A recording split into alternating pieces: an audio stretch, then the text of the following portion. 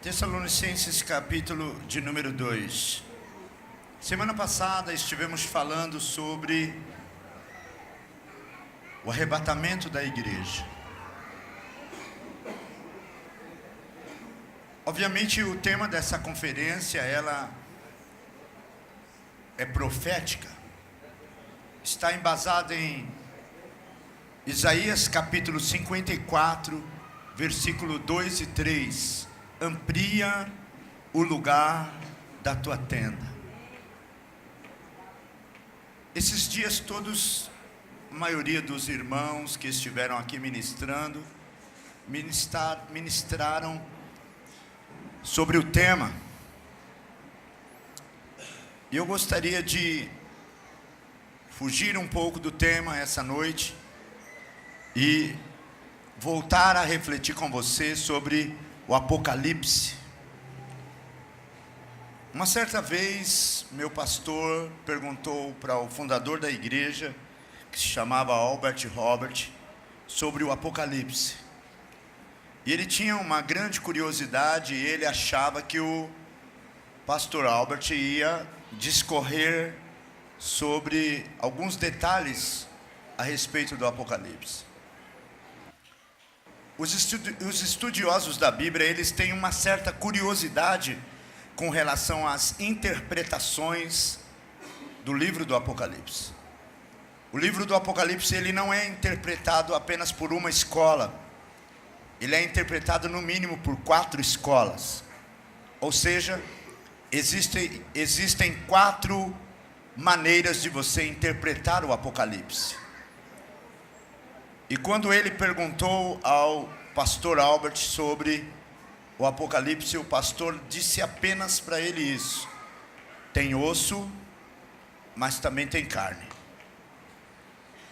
E então ele disse: eu não quis perguntar o que você quer dizer com isso. Ocorre que há uma novela que está passando nas emissoras, num canal aberto, na TV Record, e uma criança já foi batizada com o Espírito Santo, e eu nem comecei a pregar. E ocorre que uma das coisas mais intrigantes para a igreja é o arrebatamento. O arrebatamento da igreja, essa palavra no grego quer dizer raptus. Porque a igreja do Senhor Jesus, apesar de cantar, de pregar,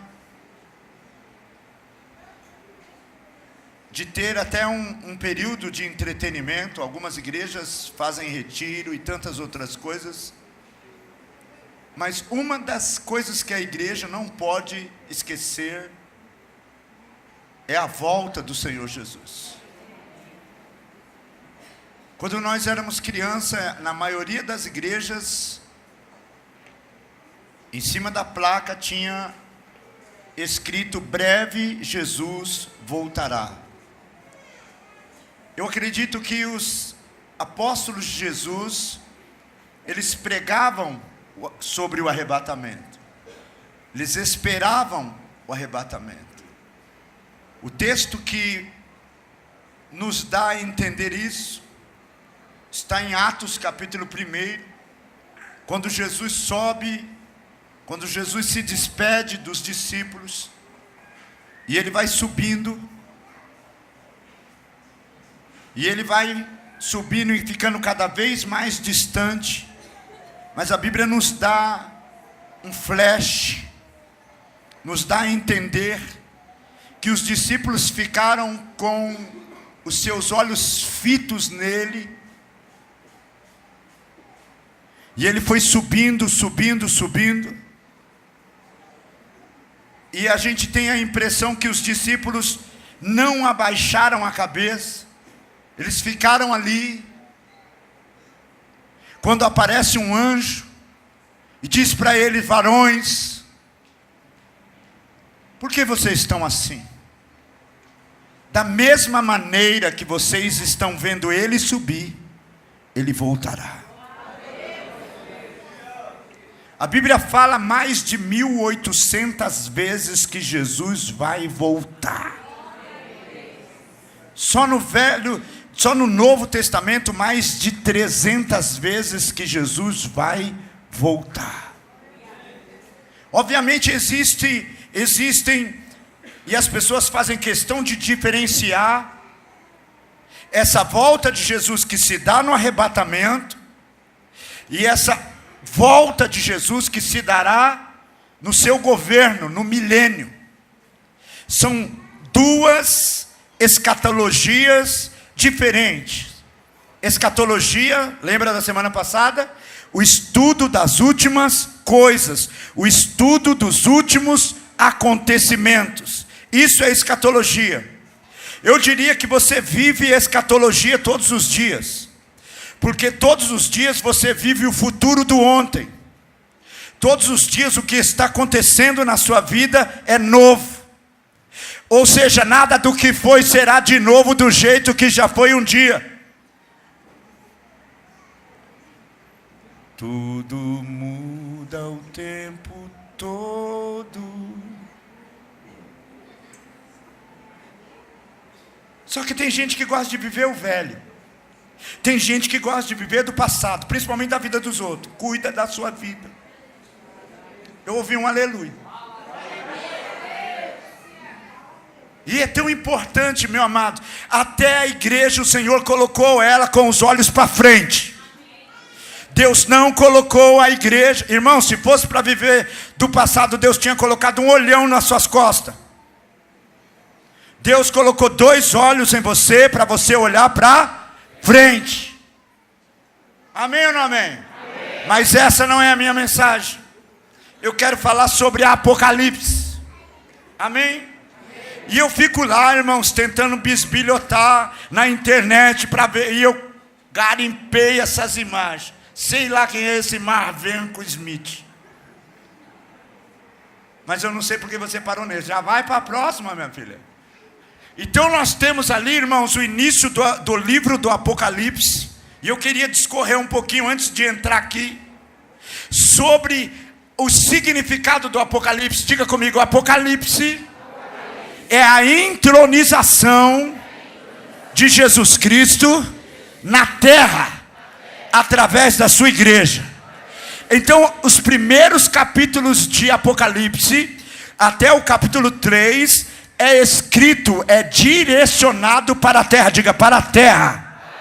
As 7 igrejas da Ásia. A primeira igreja é Éfeso, a segunda igreja é Esmirna, a terceira igreja é Pérgamo, a quarta igreja é Tiatira, a 5 igreja é Sardes, a 6ª igreja é Filadélfia e a 7ª igreja é Laodiceia. Dessas 7 igrejas, só 2 são parcialmente aprovadas, ou são aprovadas. As outras 5, elas não estão totalmente reprovadas, mas há uma correção. Como se estuda isso? Essas igrejas podem ser estudadas de uma forma geográfica. Sim, pode ser estudada de forma geográfica, mas essa igreja pode ser estudada também de forma futurista. Ou seja, cada igreja dessa diria respeito a uma época, a um tempo, a uma fase da igreja. Essas 7 igrejas também pode ser estudada de forma pessoal, pode também. Cada pessoa tem um comportamento similar a uma dessas igrejas. O seu caráter espiritual, a sua forma de viver e se relacionar com Cristo pode ter alguma aparência, similaritude. Alguma pessoa pode ter o perfil de uma dessas igrejas. Agora eu quero dizer para você, uma das maneiras de Cristo reinar na terra é a igreja. A igreja é o corpo de Cristo. Cristo é a cabeça. Uma pessoa que entra aqui hoje, ela não vai procurar um corpo de Cristo pendurado num calvário, morto. Não, uma pessoa que entra aqui, ela tem que conhecer Cristo através de você, através de cada um aqui Porque nós somos membros do corpo de Cristo. Essa pessoa vai ser abraçada por Cristo através de você, vai viver o amor de Deus através de você. Essa pessoa vai dizer: verdadeiramente Jesus está neste lugar, porque a igreja é o corpo de Cristo. Se você não entendeu ainda dá tempo de você entender que você representa o Cordeiro de Deus, que você representa o Filho de Deus, que você representa o corpo de Cristo. Se você não entendeu até o final, eu espero que você entenda. Levante a sua voz e diga glória a Deus. Porque independente da igreja ser uma igreja com muitas pessoas, a igreja também sou eu. Diga: eu sou a igreja. Diga: eu sou o corpo de Cristo. Então você representa Cristo. Amém ou não amém? Agora diga a coisa mais importante que eu quero ouvir essa noite: Cristo está reinando através da minha vida. Porque a Bíblia diz que os que receberam a abundância da graça. Não é todo mundo que está falando não. Tem 2 bêbados ali que faz mais barulho do que vocês. Os que receberam a abundância da graça e o dom da justiça reinarão em vida através de Jesus Cristo.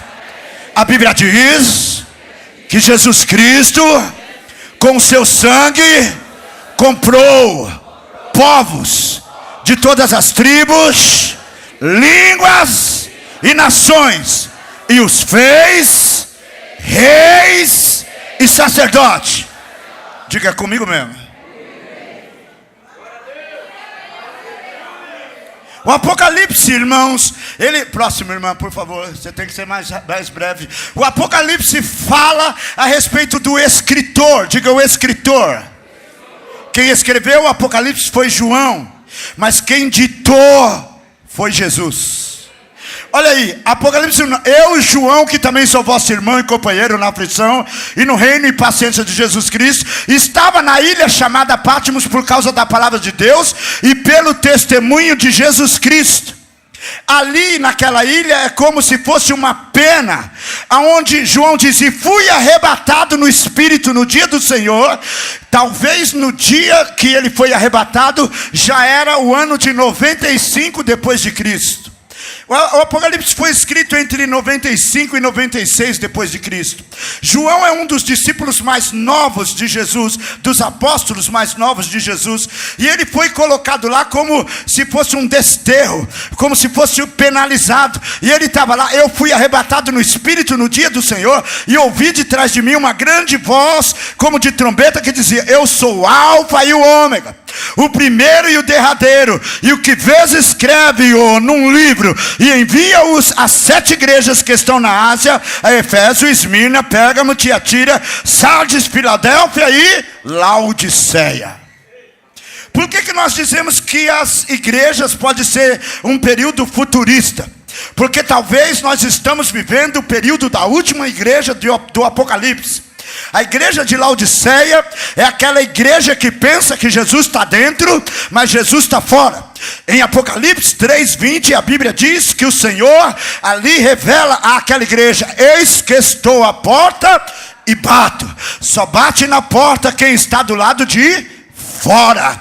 Outra coisa, a Bíblia fala que essa igreja diz: rico sou e de nada tenho falta. Nunca na história houve uma igreja com tanto recurso.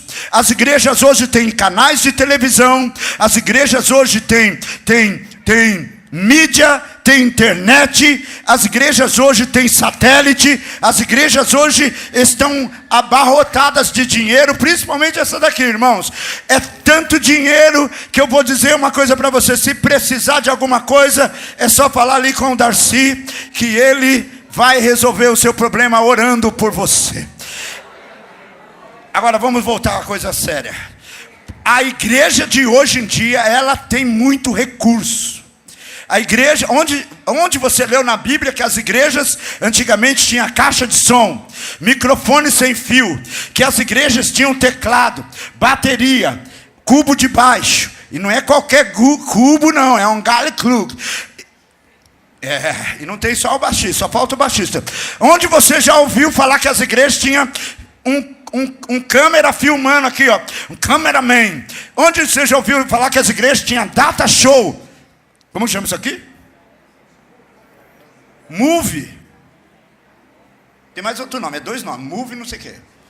Onde você ouviu falar que as igrejas tinham uma pessoa igual eu? Não tinha. Então as igrejas têm muito recurso. E a Bíblia fala que essa igreja diz: rico sou e de nada tenho falta. E sabe o que o Senhor diz para ela? Oxalá fostes quente ou frio, mas porque és morno, vomitar-te-ei da minha boca. Aconselho-te que de mim compres ouro provado no fogo, que unja os teus olhos, que troque as tuas vestes, porque você pensa que você tem tudo, mas não sabes que és cego, pobre, desgraçado e nu. Essa é a condição das igrejas no período da Laodiceia. Umas igrejas que vivem de técnica, de aparência, de estratégia, aonde muitas pessoas vão para a igreja para desfilar seu manequim. Deus não precisa de top model. A igreja não é uma passarela. No meu tempo de criança, as pessoas levavam lenço, porque elas tinham certeza que ia chorar. Agora os olhos das pessoas são tão secos, que elas ficam até tirando a ramela.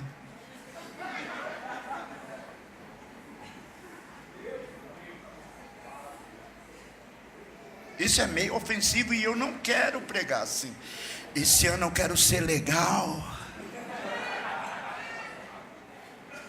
Eu quero mudar minha forma de pregar e começar a agradar as pessoas, dizendo: Deus vai entregar a chave do carro zero. Nenhum amém.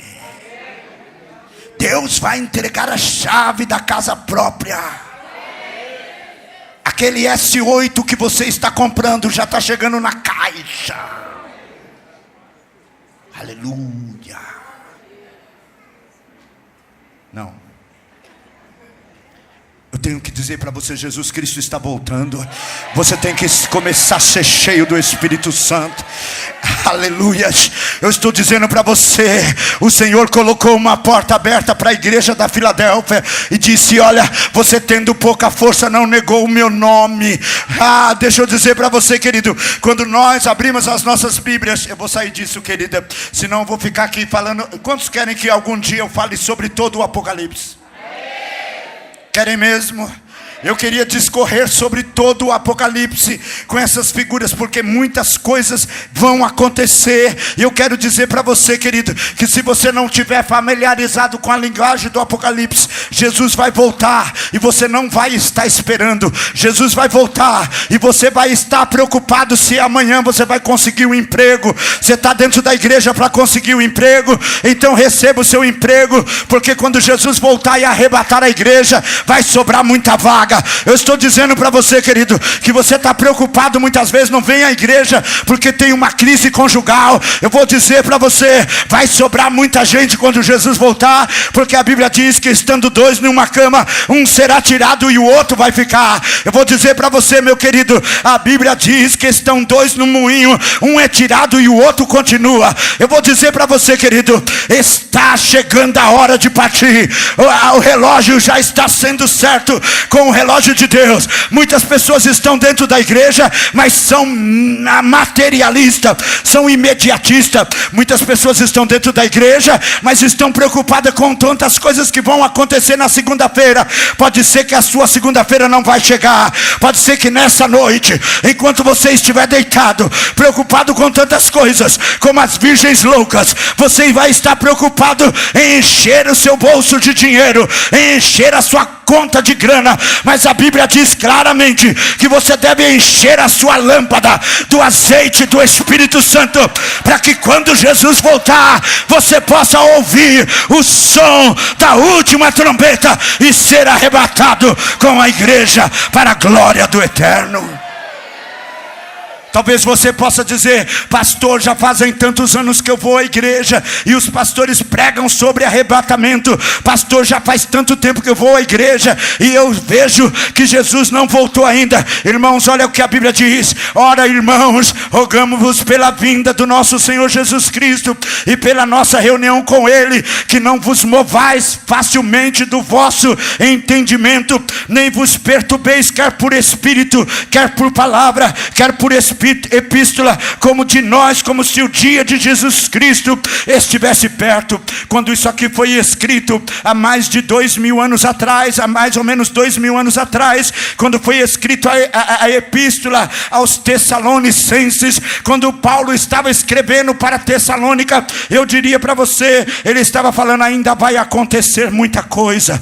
Querido, se você pegar a história da igreja, no ano de 64, quando ali Nero colocou fogo em Roma, ali ele responsabilizou os cristãos passaram a viver a maior perseguição de toda a história da igreja. Ali os cristãos foram responsabilizados por uma coisa que eles não tinham feito. Então os cristãos eram escalpados, eles eram arrastados pelas ruas, eles eram trucidados, eles eram jogados para as bestas feras estraçalharem eles eram incendiados vivos. E naqueles dias, irmãos, acredita-se que foi um dia como se o anticristo tivesse se manifestado na terra, porque Nero, a palavra Nero também é traduzida por anticristo. Era só um flash daquilo que vai acontecer na grande tribulação. Não pense que o evangelho chegou para nós barato, como você pensa. Quando se oferece Jesus para alguém, ele diz: hoje não. Quando se oferece Jesus para alguém, ele diz: quem sabe um dia. Quando você convida alguém para vir na igreja, ele diz: hoje não, hoje eu tenho que fazer isso, hoje eu tenho que fazer aquilo. Algumas pessoas acham que Jesus é um produto de 99 centavos, está em oferta, está em liquidação. Não fique chateado comigo, Jesus não é barato. Jesus custou um preço muito alto. Ele veio aqui comprar você, ele veio aqui buscar e salvar o que ele havia perdido, e ele pagou um preço incalculável por você, porque uma vida vale mais do que o mundo inteiro. E qual é o valor que você tem dado para o sacrifício de Jesus? Muito pelo contrário, você tem feito o corpo mole. Não, eu não posso falar isso, eu tenho que ser legal. Não, você é uma pessoa bacana.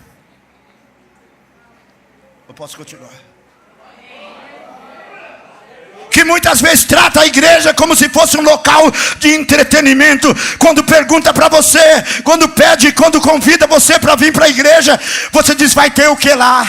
Cassiane vai estar lá, Thales Roberto vai estar lá, você, Aline Barros, vai estar lá, Marcos Feliciano vai estar lá. Você não pergunta: Jesus vai estar lá? Jesus vai estar lá, porque onde estiverem 2 ou 3 reunidos no nome dele, ele diz: eu aí estou no meio deles. Jesus está aqui. Quantos acreditam que Jesus está aqui? Quando você acredita que Jesus está aqui e alguém convida você para vir na igreja, olha o que a Bíblia diz no Salmos 22: alegrei-me quando me disseram, vamos à casa do Senhor. Há um sorriso no seu rosto, a sua boca se enche de alegria, de prazer em poder vir à casa do Senhor. Sabe por quê? Porque a minha Bíblia diz, irmãos, que naqueles dias César ordenava que os crentes fossem colocados num barril, num tacho de pinche, e depois iam hasteados, colocados para se tornar uma tocha acesa, para queimar 2, 3, 4 dias ali na cidade.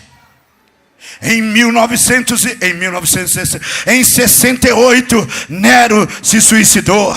Nero era tão carrasco, era tão cruel, que ele matou os seus irmãos, matou a sua mãe. Ele era um homem muito cruel.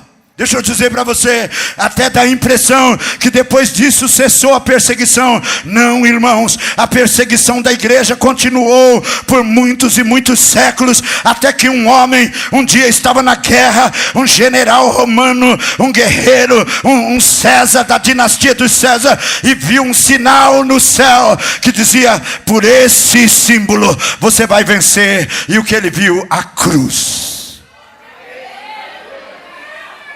E quando ele viu a cruz, ele mandou colocar a cruz nos escudos dos soldados. Ele agora queria saber o que era aquela visão que ele teve. E alguém falou: essa cruz é a cruz de Cristo. E ele transformou Roma agora em um lugar cristão. Mas em vez, irmãos, de transformar Roma em um lugar cristão de acordo com a Bíblia, se tornou aristocrata, se tornou um lugar, uma religião política, se tornou uma coisa qualquer, menos igreja. E Roma agora passou a governar o mundo em nome de Cristo. E se tornou a religião oficial do mundo, de forma obrigatória. De lá para cá surgiram vários concílios, como o concílio de Trento, concílio de Niceia, de 325, e tantos outros concílios, onde foi se organizando a igreja. Alô? Amém. Mas deixa eu dizer para você, logo depois, a Bíblia foi extinta. Ninguém mais tinha acesso à Bíblia. A igreja começou a fazer as reuniões em latim. Ninguém entendia o que se falava. Então se chamava a missa de ladainha. E as pessoas ouviam a missa, apenas elas entendiam em nome do Padre, do Filho e do Espírito Santo. E elas respondiam amém. E daí que veio a palavra, tem que falar amém para tudo. As pessoas não entendiam porque a missa era rezada em latim. E veio e a igreja foi morrendo. E a igreja esqueceu que as pessoas tinham alma. E as pessoas tinham que obedecer cegamente, senão elas eram mortas. E não são os crentes quem dizem isso, não são os protestantes quem dizem isso, mas a história é quem diz que por ordem da igreja, pode ser que aproximadamente 50 milhões de pessoas foram mortas por causa da Inquisição. Isso se chamava, era uma forma de punir as pessoas, de obrigá-las a seguir um Cristo morto, a reverenciar as suas imagens, seus ídolos, porque a Bíblia ainda não existia. A primeira Bíblia que foi juntada foi no ano de 1250, mais ou menos, que foi estabelecida a Bíblia. Antes só existia um exemplar da Bíblia lá no Vaticano, e também não era junto, era tudo espalhado. Só depois, através de um estudo profundo de mais de 700 pergaminhos, é que foi separado isso que nós temos hoje, que chamamos de Bíblia, que são 66 livros, 39 do Velho Testamento, 27 do Novo Testamento. E os 27 do Novo Testamento é chamado de Evangelho. E o Evangelho é chamado o Evangelho do Senhor Jesus Cristo. E quando nós estamos lendo uma passagem como essa, aqui escrito a Tessalônica, o apóstolo Paulo está dizendo: não vai ser do jeito que vocês estão pensando.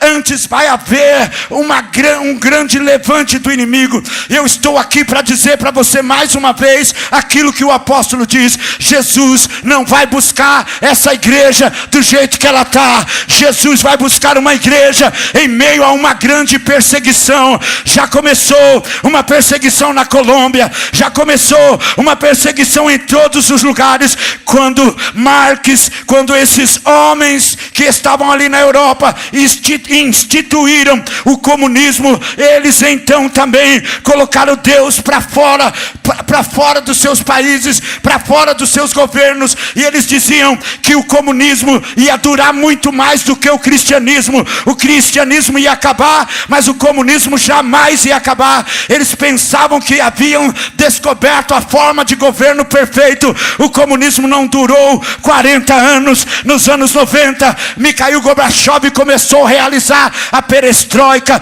e os países de cortina de ferro caíram por terra. Alguns resistem até hoje, mas eu quero dizer, resistem o capitalismo, mas não resiste o cristianismo. A China pode ser considerada ainda um país comunismo, mas o evangelho está dentro das catatumbas, está nas igrejas subterrâneas. As células vieram desses países onde o evangelho e a Bíblia não são bem aceitos. Jesus Cristo está voltando. Jesus Cristo está estabelecendo uma igreja que muitas vezes trabalha silenciosa dentro dos lares, porque a Bíblia diz que ele vai voltar quando todos os ouvidos ouvirem o evangelho. E o evangelho está sendo pregado. Você que não entendeu ainda, para que serve o seu WhatsApp? Para mandar nude?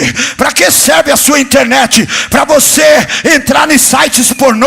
Para que serve o seu internet? Para você trair a sua mulher de maneira que você muitas vezes não sabe que muitas vezes esses relacionamentos virtuais também são traições. Eu digo para você, a internet serve para você usar como uma ferramenta de evangelismo. Você pode evangelizar uma pessoa no Japão, você pode evangelizar uma pessoa lá no Chile, você pode evangelizar uma pessoa nos 4 cantos do mundo. Quantos estão ouvindo? Você deve apressar a volta do Senhor Jesus pregando o evangelho. Queria tanto que você me entendesse, porque a palavra do Senhor diz claramente que vai, olha o que a palavra de Deus diz, versículo 3, ninguém de maneira alguma vos engane, porque não será assim, sem antes que venha a apostasia e se manifeste o homem do pecado, o filho da perdição. Meu irmão, vai chegar um tempo em que nós não vamos ter essa liberdade, que nós damos uma cotovelada nessa pessoa aí do seu lado, nós não vamos ter essa liberdade que nós estamos tendo de pregar o evangelho. Eu vi que teve gente que ficou com medo de dar cotovelada.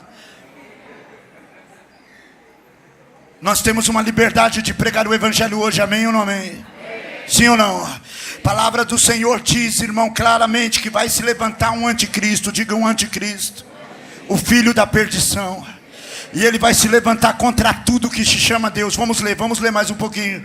O qual se opõe e se levanta contra tudo que se chama Deus, ou se adora. Cadê sua Bíblia? Cadê sua Bíblia aberta? Cadê sua Bíblia? Eu estou lendo um Apocalipse. Cadê sua Bíblia? Estou lendo, sobre o Apocalipse. 2 Tessalonicenses. Cadê sua Bíblia? Vamos lá, irmãos. Isso vai fazer falta para você que vai ficar no arrebatamento. Diga, eu não vou ficar. Isso vai fazer falta para você, conhecimento. Alô? Vamos lá, versículo 4. O qual se opõe e se levanta contra tudo que se chama Deus, ou se adora, de sorte que se assentará como Deus no templo de Deus, querendo parecer Deus. Não vos lembrais que estas coisas vos dizia quando ainda estava convosco, e agora vós sabeis que o que detém, que o detém, para que ao seu próprio tempo seja manifestado, porque já o mistério da injustiça opera. Somente há um que agora resiste, até que do meio seja tirado, e então será revelado o iníquo, a quem o Senhor desfará pelo assopro da sua boca, e aniquilará pelo esplendor da sua vida, a esse cuja vinda é segundo a eficácia de Satanás, com todo poder e sinais e prodígios de mentira, e com todo engano de injustiça para os que perecem, porque não receberam o amor da verdade para se salvarem. E por isso Deus lhes enviará a operação do erro, para que creiam a mentira, para que sejam julgados todos os que não creram a verdade, antes tiveram prazer na iniquidade. Olha aqui para mim. Vai chegar um tempo em que os filhos do diabo, eles vão operar sinais, curas extraordinárias, sinais sobrenaturais. A Bíblia diz que eles vão fazer até fogo descer do céu, igual Elias. E sabe o que vai acontecer? Essas igrejas que estão cheias de pessoas indo atrás de sinais. Nós não servimos a Deus por aquilo que vemos, servimos a Deus por aquilo que cremos. A fé vem pelo ouvir, não pelo que eu vejo. Se milagre convertesse alguém, ninguém tinha se perdido no deserto, porque foi o maior período de milagre de toda a Bíblia. A água saía da rocha, tinha nuvem durante o dia para que eles não morressem no calor do deserto, tinha nuvem durante a noite para que eles não morressem no frio do deserto. Irmãos, carne vinha, as cordonizes vinham durante o dia, todo dia descia maná do céu. Você quer mais milagre, irmãos? Irmãos, deixa eu dizer para você, eles viram a vara de Moisés tocar o mar vermelho e o mar vermelho se abrir. Se milagres, irmãos, salvasse alguém, todo aquele povo, 3.600.000 almas teriam sido salvas que deixaram o Egito. Hoje em dia as pessoas estão atrás de milagres, estão atrás de sinais, estão atrás de prodígios, mas Jesus não manda que nós preguemos sinais, Jesus não manda que nós preguemos prodígios e milagres, Jesus manda que nós preguemos Cristo. Se Jesus fizer, eu gosto dessa música, Ele é Deus. Se Ele não fizer, Ele continua sendo Deus. Você não pode servir a Deus por aquilo que Ele faz. Você não pode ser um crente que vem à igreja para querer ser alisado, querer ser aplaudido, querer ser ovacionado. Você não está aqui para ser agradado, você está aqui para agradar a Deus. Deus não é o seu capacho, seu menino de recado, seu servo. Nós que somos servos dele, Ele manda e a gente obedece. Ele está aqui para que nós o sirvamos de todo o nosso coração, de toda a nossa alma, de todo o nosso entendimento. Escuta, vamos abrir os olhos e vamos esperar Jesus como soldados, como guerreiros, porque Lúcifer está aí, já levantando os seus soldados para enganar a igreja. Alô, quem pode entender isso?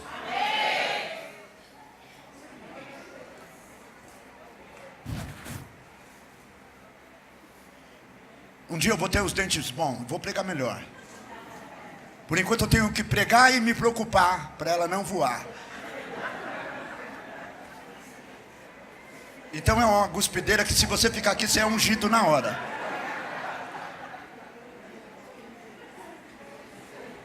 Alguém vai perguntar, você foi batizado? Fala, não, fiquei perto do pastor. Então eu estou com muita dificuldade para falar, mas estou fazendo o meu máximo. Entendeu por que eu estou falando isso?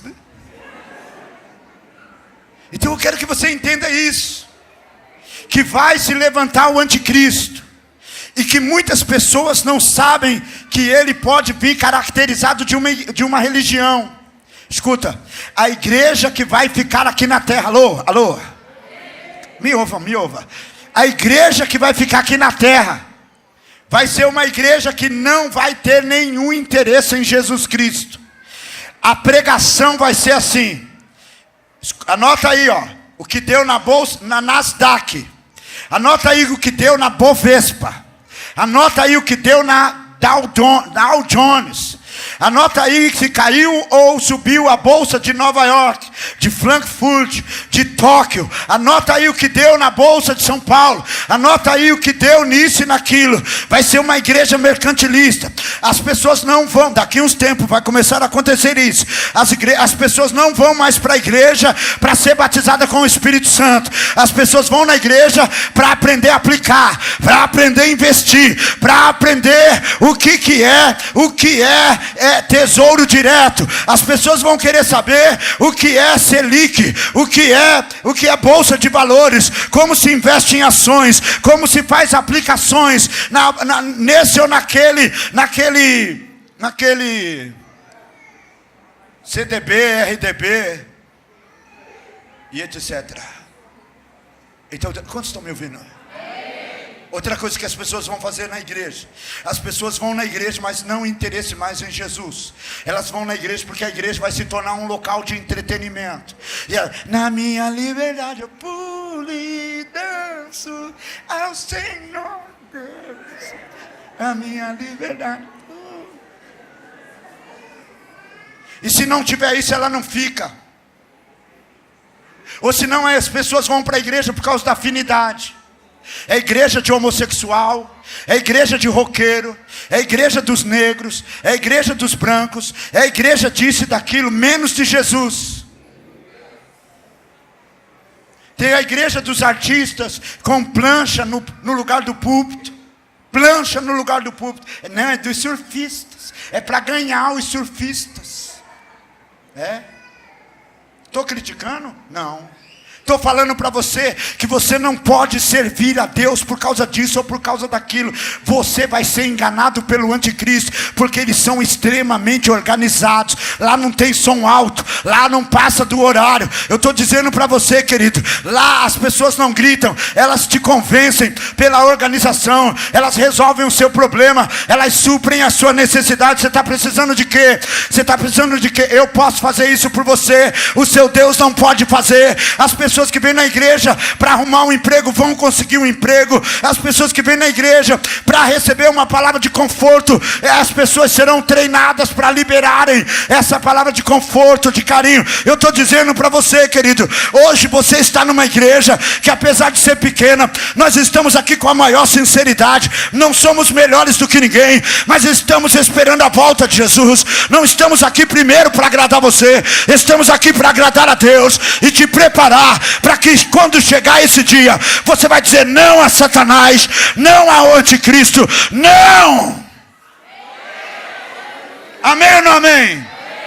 Quantos aqui passariam fome, mas continuariam confessando Jesus como Senhor e Salvador do Senhor? Porque vai chegar o tempo que quem não tiver o sinal da besta, não compra e não vende, não negocia com ninguém. Porque o sinal da besta vai ser colocado na testa ou na mão direita. Você vai aceitar ou vai recusar? Eu estou te avisando.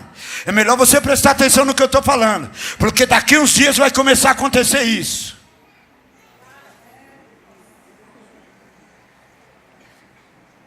E quem não tiver o sinal da besta vai sofrer. Isso é chamado de grande tribulação. Alô? Você faria isso por Jesus? Você que veio aqui para buscar uma vida melhor, faria isso para Jesus? Faria nada. Você que veio aqui para mudar de vida, faria isso por Jesus? Só um amém. Faria ou não faria? Se eu mandasse você embora agora, você iria embora? Se eu mandasse você ficar em silêncio, porque Jesus não merece o seu glória a Deus, você faria silêncio? Se eu não fosse um cara legal o ano inteiro, como eu tenho sido desde janeiro, eu comecei a ser uma pessoa legal, você ainda continuaria congregando nessa igreja? A Eliana fez assim que não.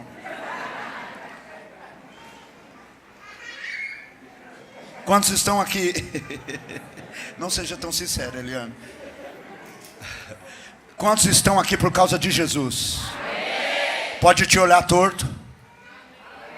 Pode te olhar torto que Jesus, você está aqui por causa de Jesus.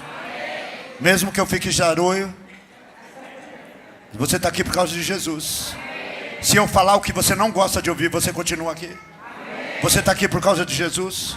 Você louva por causa de Jesus. Toca por causa de Jesus. Vem à igreja por causa de Jesus. Você está entendendo como é que vai ser? Sim ou não? Sim ou não? Vai vir uma grande tribulação, uma grande perseguição. Não vai adiantar ter placa de igreja. Está entendendo o que vai acontecer? Os crentes vão começar a se unir. Não vai ter esse negócio de placa de igreja. Igreja fulana, igreja ciclana, igreja bertana. Só de você ser crente você vai ser perseguido. Só de você ser crente você não compra e não vende. É o que diz a Bíblia aqui em Apocalipse capítulo de número 13. Alô, crente? Nesse tempo nós não vamos ter a mesma liberdade de pregar o evangelho. Mas tudo que a gente precisa fazer é perseverar. Alô, crente? Aquele que perseverar até o fim será salvo. Você viu eu falando de Nero? Nero, quantos ouviram falando de Nero? Considerado o anticristo do primeiro século. Depois de Nero, antes de Nero, houve um rei, um guerreiro também, chamado Antíoco Epifânio, da dinastia dos Seleucidas, no período do silêncio profético. Ele também é considerado um anticristo. Sabe o que ele fazia nas igrejas dos judeus? Nos lugares considerados santos, ele passava excremento de porco. Nas coisas mais sagradas para os judeus, no templo dos judeus, eles passavam excrementos de porco. Sabe o que eles faziam para atacar os judeus? No dia de sábado, no dia de sábado, cotovelada aí, Luciana. No dia de sábado, cotovelada, Nilva. No dia de sábado, que era o dia sagrado para os judeus, era o dia que eles atacavam. Sabe o que eu aprendo com isso, irmãos? Que vai chegar um tempo em que só vai sobrar crente de verdade mesmo. Quem é, e quem é não precisa dizer que é porque é. Quem fica falando que é porque não é. Alô, eu não estou falando de crente que vem na igreja dos crentes não, porque tem católico que é mais crente do que crente. Tem católico que está na igreja todo dia, cantando hino de crente hoje em dia, caindo no poder, recebendo batismo com o Espírito Santo na canção nova, enquanto os crentes ficam tudo aí, não falam nem em línguas, não são batizados com o Espírito Santo, não buscam o batismo com o Espírito Santo, não evangelizam. Pastor, eu quero que o senhor faça um culto de busca do batismo com o Espírito Santo, e eu vou vir porque eu ainda não sou batizado, e eu quero ser batizado. Pastor, eu quero que o senhor faça uma escola de evangelismo, porque eu quero ganhar almas, mas eu ainda não sei evangelizar, e eu quero aprender a evangelizar. Pastor, eu quero que o senhor faça uma escola de líderes, porque eu quero aprender sobre a palavra de Deus, eu quero vir nesse curso sobre o Apocalipse. Pastor, eu não entrei no evangelho só por entrar, eu entrei no evangelho para crescer, porque tudo que não cresce está doente. Eu não quero ser um crente doente. Tudo que quem não trabalha dá trabalho, mente vazia é oficina do diabo. Eu entrei nessa igreja para fazer a diferença. Eu não quero ser igual ao Senhor, que só tem 200 membros. Eu quero ser um ganhador de milhares. Eu quero sacudir essa terra. Eu quero pedir as nações para Deus, porque eu quero fazer a diferença como um homem ou uma mulher de Deus. Onde está essa pessoa? No dia que você entregar 100% do que você é a Deus, Deus vai entregar 100% daquilo que Ele é para você. Onde está essa pessoa? Fique de pé em nome de Jesus. Ah, que saudade,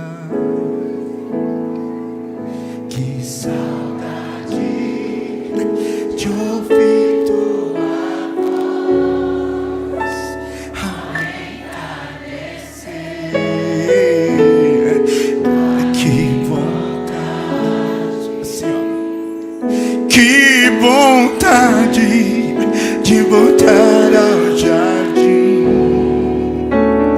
da inocência. Se eu pudesse, voltaria atrás e não faria novamente o que fiz. Troquei minha comunhão pela escuridão da noite. Em trevas tornei os meus dias.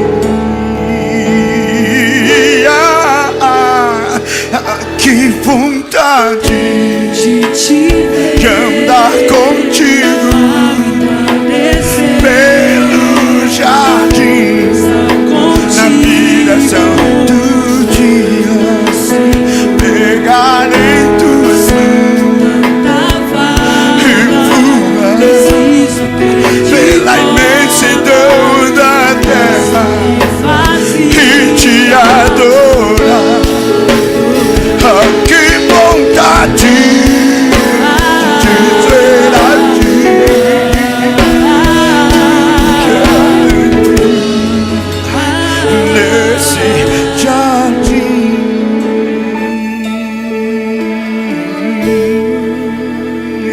jardim da inocência.